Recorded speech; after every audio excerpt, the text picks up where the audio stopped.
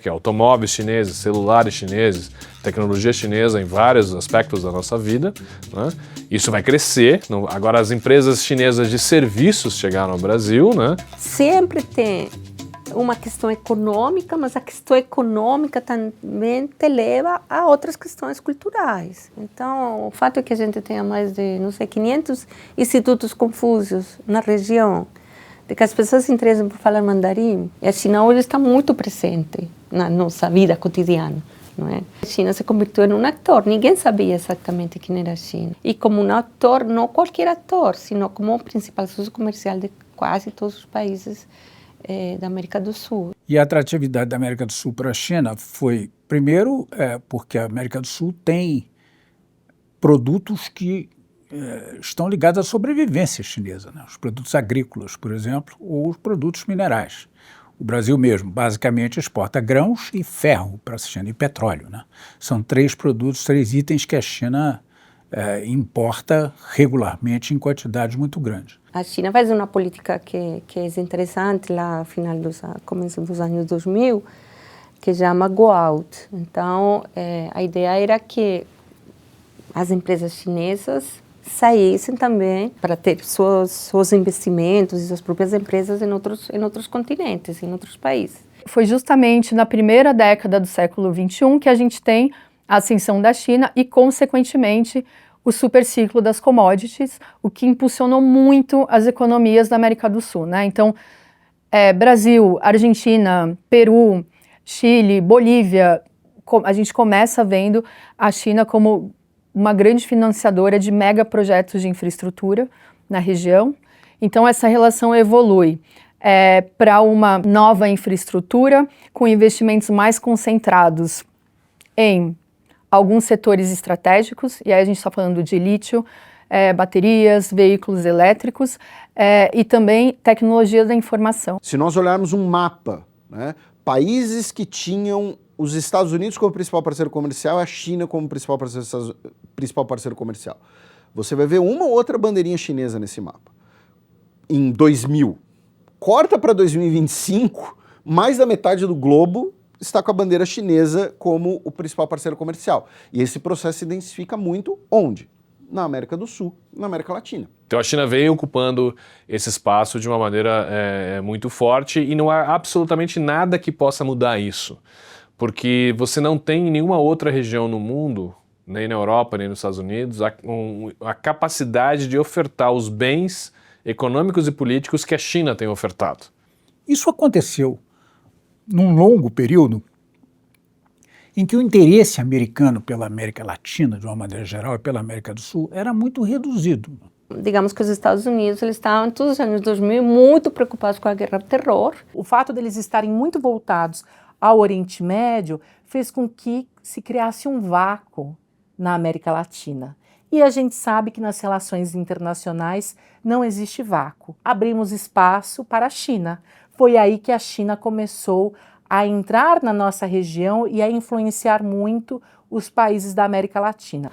Tinha os governos progressistas que obviamente também queriam ter uma certa autonomia ao Ocidente e tinham uma política muito clara de abrir e de expandir suas relações comerciais e políticas com outros estados. Os economistas da região entram em pânico quando a China começa a desacelerar. Os economistas, os formuladores de política pública, todo mundo, porque isso significa uma desaceleração da nossa economia também. Então, se por um lado é positivo, temos uma alternativa, uma outra opção, por outro, cria uma dependência maior. Bom, pensemos no Brasil. A linha de transmissão Belo Monte, que vai de Belo Monte ao Rio de Janeiro, 5.000 quilômetros dessa linha de transmissão é chinesa. Então, grandes obras que de outra maneira talvez não hubiéramos feito na rapidez ou nesse processo que se fez. Obviamente, não estou falando que a China que a China é grande modelo. Tem muitos problemas. Se acontece alguma coisa com Belo Monte, só os chineses conhecem essa tecnologia. Então, somos dependentes. Se não é a China que nos compra quase 80% da soja brasileira, onde vamos vender esse 80% da soja que se produz no Brasil? Mas se aproximar da China pode ser um perigo, porque se você se aproxima muito da China, você aumenta a dependência. Não é à toa que o Brasil não assina o Belt and Road Initiative, né, que é a Rota da Seda. A iniciativa da Rota da Seda é uma iniciativa em que a China exerce um papel de liderança. Não é um sistema multilateral no sentido comum, em que vários países ocupam a posição de líder. A China é sempre o líder. No caso do Brasil, nós tivemos uma circunstância especial, porque nós sempre atraímos os investimentos chineses em infraestrutura, sem precisar sermos partes da Rota da Seda. Ou seja, a China é muito forte na área de investimento direto, empresa, né, que vem, passa a produzir, ter uma representação, e é muito forte na área de comércio.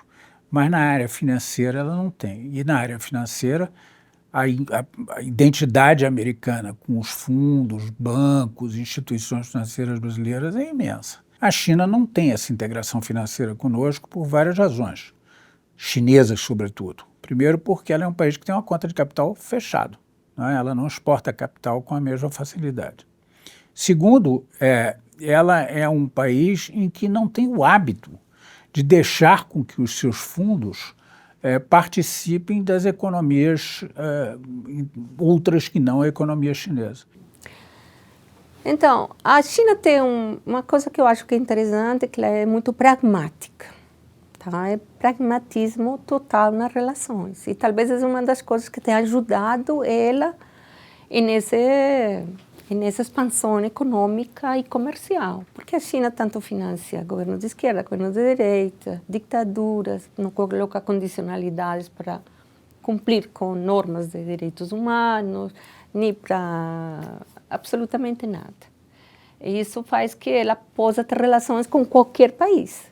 E eles fazem de maneira muito diferente do que os países ocidentais. Enquanto, por exemplo, a União Europeia publicizou e discutiu muito todas as entrelinhas do acordo Mercosul-União Europeia, a China prefere muito mais tangenciar as negociações, fazer acordos bilaterais, mas se fazer presente em vários setores. Há duas coisas que movem um empresário chinês em relação a uma realidade.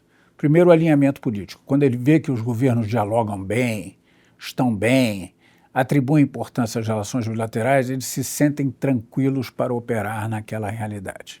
A segunda coisa que move um empresário chinês é a experiência de outras empresas chinesas. Quando ele diz as empresas se adaptaram a essa realidade, elas estão conseguindo ganhar dinheiro, elas estão conseguindo sobreviver bem, então eles olham essas duas coisas. Sempre que houver um alinhamento político mais visível e mais forte, como, por exemplo, com o governo de esquerda no Brasil, haverá maior entusiasmo dos empresários chineses para entrar na nossa realidade, para fazer negócios no Brasil. Quando não houver, vai haver um esfriamento. A China tem alguns parâmetros que são fundamentais. Por exemplo, o reconhecimento de uma China só. Então, reconhecimento que os países reconheçam que Taiwan é da China e não dos países separados. Quando a China começa relações com a América Latina dessa maneira mais forte, quase que todos os países tinham relações com Taiwan. E se a gente vê hoje, dos países da América do Sul, só o Paraguai tem relações com Taiwan.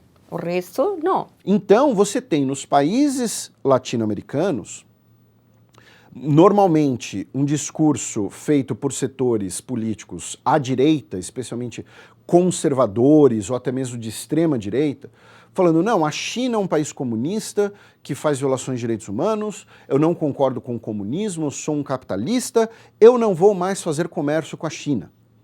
E aí você tem essa pessoa visitando a China levando uma jaqueta do Flamengo, porque é rubro-negra.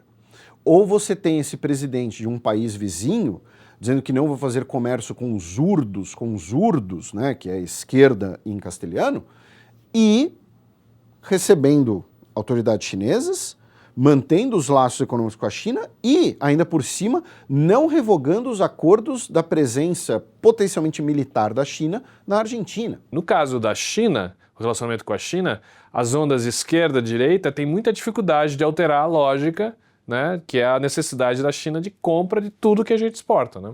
Então hoje nós temos, sem dúvida nenhuma, de uma diferença entre prática e discurso, tanto que, novamente, pegando a história recente brasileira, pegando os últimos presidentes brasileiros, independente de sexo ou de partido, todos tiveram que ter boas relações com a China.